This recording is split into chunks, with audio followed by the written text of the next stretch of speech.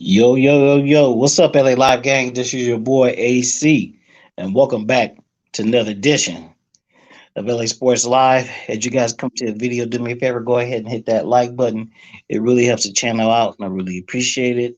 And if you're new to the channel, if you just found the brother, go ahead and subscribe.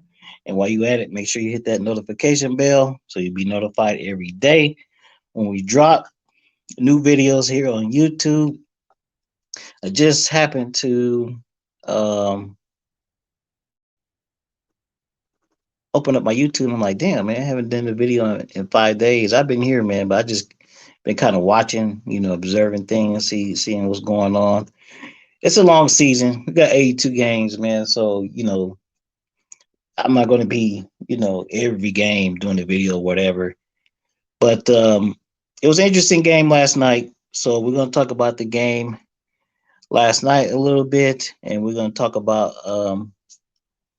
some interesting developments with the Lakers as of late. Um, let's just go ahead and start off with what we saw. Well, a couple of things that we saw last night, and then that is the young man that you guys saw in the thumbnail, Malik Monk. Malik Monk to um, continues to improve, continues to thrive since he's been moved to the starting lineup. A lot of people have been calling and have been begging for him to get into the starting lineup earlier.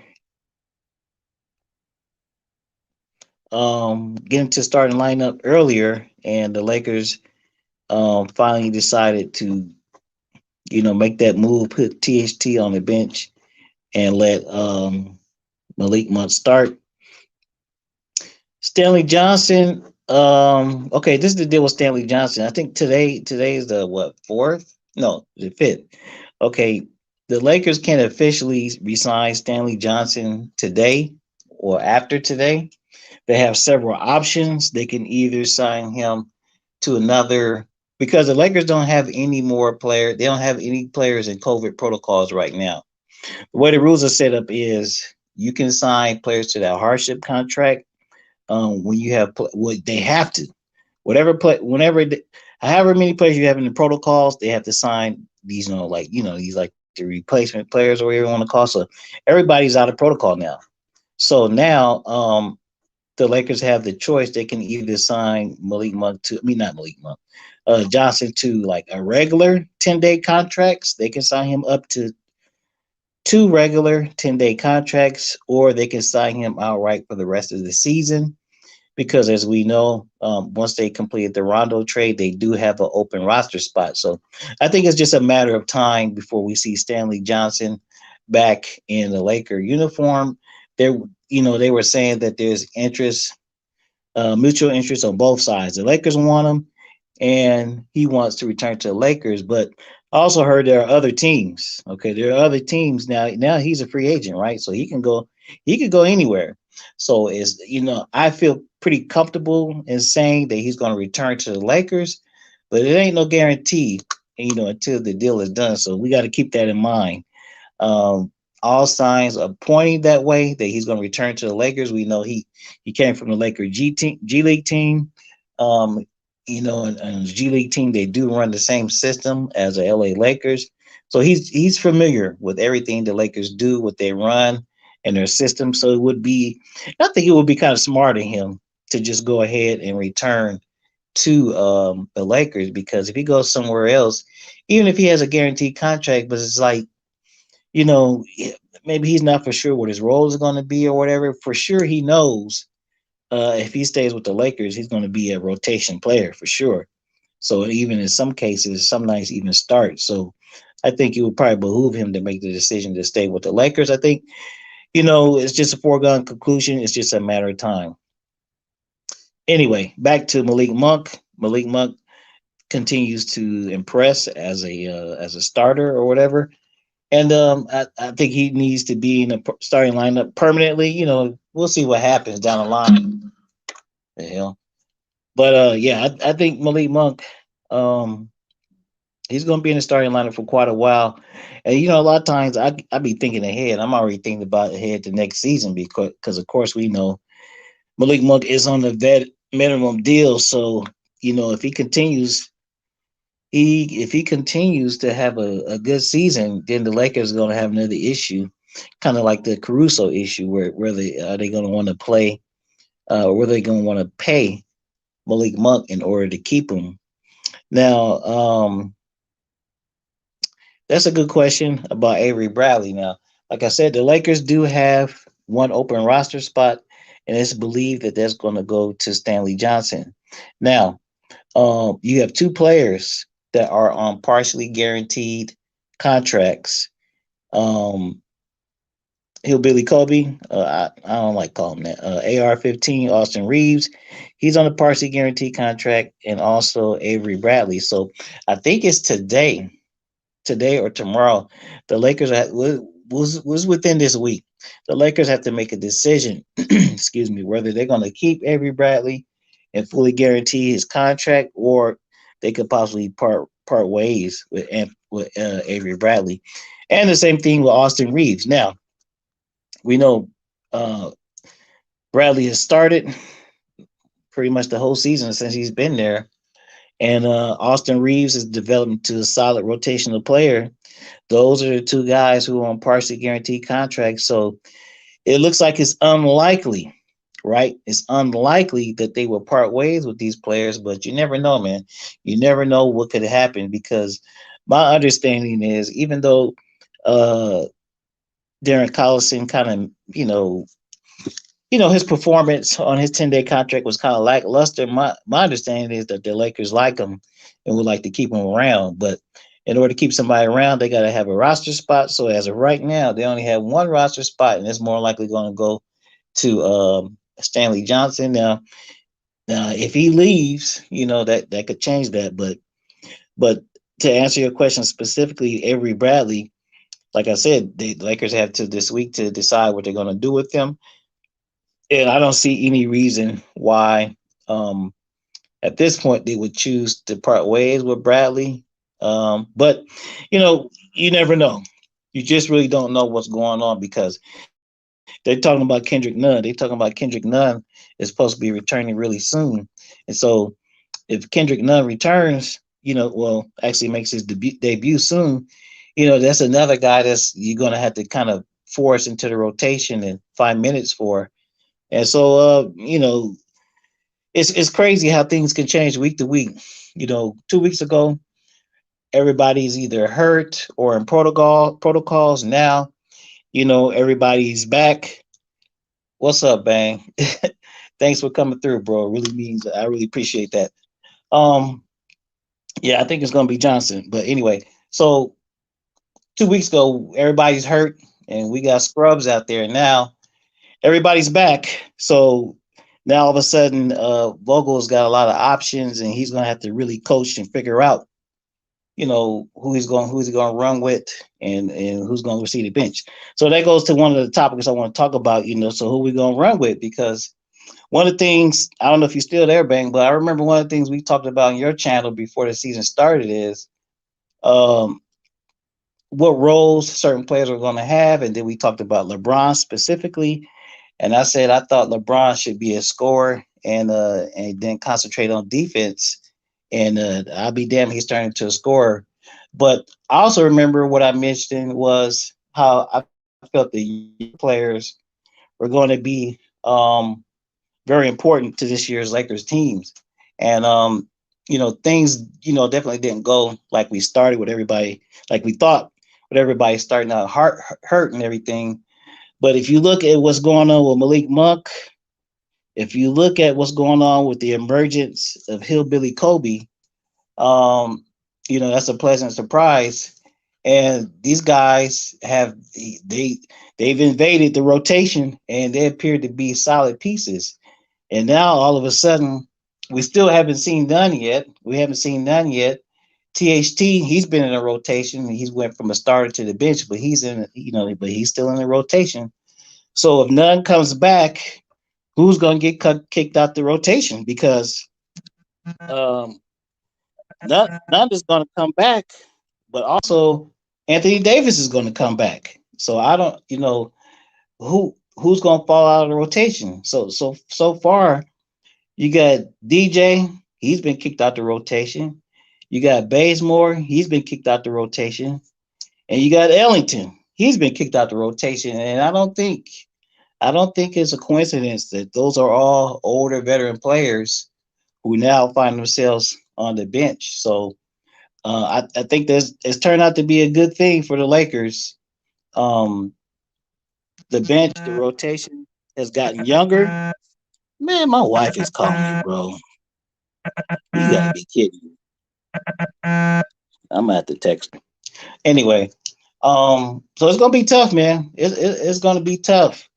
Who's gonna fall out? Who's gonna get in the rotation? You know, if none comes back and starts playing well, and then we'll worry about AD whenever that time comes. But if none comes back, it might be Avery Bradley. It might be Avery Bradley. It's just kind of hard. What's up to everybody in the chat? It's just kind of hard to tell, man. That's one thing. I remember us talking about like Vogel's going to have a lot of options, man, and now it's coming to light where we got all these different options. He can go with many different lineups, and it's going to be interesting, man. It's going to be interesting. Another thing a lot of people are talking about is LeBron at the center. Now, I think a lot of people are talking about it, but I don't really think it's a big deal because the Lakers they've already shown, man, how they're going to play it. You know, they'll see if they can get away with LeBron and AD when they come back at the center. But when you have a situation like not like last night, excuse me, where we're getting dominated on the boards, the White was available and he came in and played well. And also, if you look at the previous game, they could have used the White in the previous game, but Vogel decided not to put the White in there versus the T Wolves, and we were lucky to win that game without the White. But this game, we wouldn't have won this game without the White. So good thing Vogel figured that out. And you see, it's also mind games. You guys got to remember, it's also mind games because Vogel has held Dwight out, and now when Dwight gets an opportunity, you don't see him doing a lot of dumbass shit like he was doing before, like getting all these quick fouls and all that other kind of stuff. I saw Dwight's post game interview on the Laker channel, and one of the things Dwight said is, he said, "Look, I said to myself, they congratulate him on a good game, or whatever." He said, "I said to myself, if I get in the game, whatever minutes I get, I'm going to make them feel it." And what did Dwight do when he got his opportunity last night? 14 points, 14 rebounds, none of those silly ass fouls and all that other kind of stuff. He converted on his lobs. He missed that one. But, he went out and did exactly what the Lakers brought him back for and exactly what they expect him to do. And so that's also a player, recognizing his role, accepting his role, and also that's excellent coaching because the coaching staff saw that Dwight sometimes when he would come in the game, he wasn't focused. Now you make his ass sit for a few games and, not get much playing time. We know Dwight wants to play. So I think what the Lakers were trying to do last night worked out perfectly. And, we're probably going to see more of that moving forward. Now, let's see my next thing. Oh, here's the thing about LeBron. I want to say about LeBron. Now, the last couple of years, the Lakers had made moves in the offseason. Last year we bought in Dennis Schroeder. And then this year we bought in Russell Westbrook. And it's like, LeBron is old. We got to get him relief off the ball. LeBron is old and this and that. And he can't do it no more. Look. Y'all seen this guy, LeBron, the last 6, 7, 8 games or whatever it's been. I mean, some of them were losses, but that's because we didn't have all our dudes. But LeBron is making us look stupid.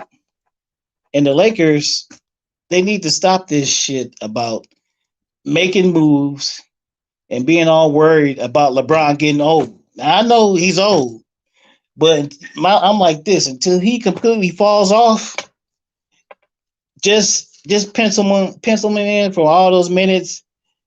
Pencil him in as the leader of his team. Forget about Anthony Davis. LeBron's still the leader of his team. He's still the best player. Stop making roster moves. Stop making all these adjustments around trying to find him help in relief of all the off the ball handling. Fuck doing, forget doing all that because LeBron is still rolling. You know what I'm saying? Even though if you just look over the few years that he's been here, man, now I know he's slowed down a little bit, but the dude is still look. Last year we thought that the days of him, driving and still being dominant, going to the basket. Some of us thought those days were over, but LeBron has proved, the situation was his ankle just wasn't right, and so that kind of limited his game. But now it looks like the ankle is right, or either he's learned how to manage that pain, and he's moving forward, and he's back to doing his normal thing, plus shooting the three. So Lakers, stop making all these dumbass moves centered around trying to get LeBron rest, trying to get him help, trying to get him off the ball. Forget doing that because I know he'll eventually slow down and all this other kind of stuff. I know it, but until he officially falls off, stop making all these rash decisions. Let him do his thing, man. Just roll that puppy until the wheels fall off. That's what I say. That's what I say. So it's in the middle of the day, guys. Lunchtime. I just want to drop in. I figured if I jump on during the middle of the day where everybody else is doing their thing, that I'll be able to get a few people in chat. So that's cool. Thanks you guys for the goddamn radio's going back. But anyway, thanks for jumping on, guys. My break is officially over, so I gotta get back to work. But I just wanted to come back and holler at you guys. I've been gone for about 5 days, but hey, Blue Boat, Bang, Brian Cruz. Uh, thanks for guys. Hey, thanks for jumping by and coming by the stream. I really appreciate it. Whoever else is listening and not chatting, just thanks for coming by. I'm gonna get back on tomorrow, probably about the same time, and hopefully by that time we'll get some more updates about the roster. Hopefully Stanley Johnson is officially back with the team by that time. We'll probably hear about that. We'll probably hear about that later on this evening. But I just want to warn you guys, it ain't no guarantee, man. It's not a guarantee because everybody watches Laker games. So everybody knows that Stanley was playing well. So the Lakers got to just make sure that they play this right, secure Stanley, and then we can move forward. But I think the future is bright. I think we're gonna make a run. We're gonna extend the losing. I mean the losing streak. What the fuck? We're gonna extend the winning streak and make a run, and then try to get it to the top tier of that Western Conference. Anyway, this has been cool. I'm gonna get back on tomorrow. I appreciate you guys coming through. And like I always say, this is your boy AC, LA Sports Live. I will wrap with y'all later. Somebody hit that outro for me later.